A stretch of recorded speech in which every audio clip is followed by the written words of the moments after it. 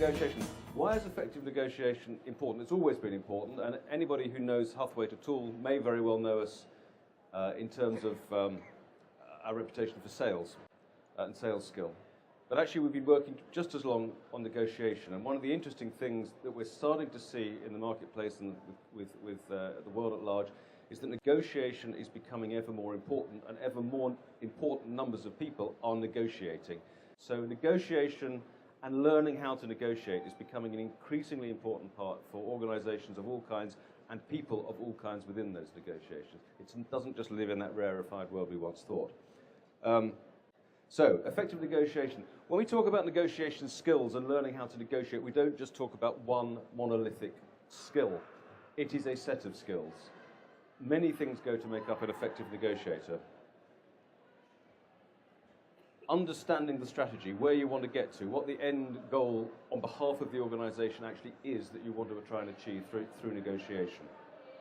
And the tactics you're going to use to get there. And those tactics impinge very heavily on how you prepare and plan. Now, one of the early findings was, would you think that people who are successful as negotiators spend longer preparing and planning, or less time preparing and planning than people who are unsuccessful? Who thinks spend longer? And who thinks spend less time?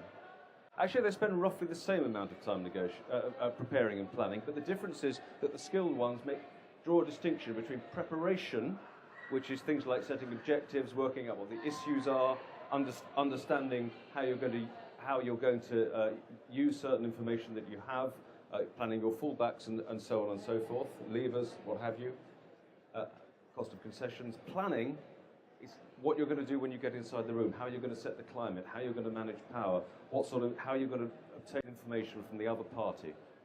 Preparation is what you do beforehand. Planning is really how you're going to use all that stuff when you get into the room. And the biggest single differentiator that will enable people to put those plans into operation is how they use what we call verbal behaviors. And that verbal behavior is one of the things that helps to give you power in the negotiation.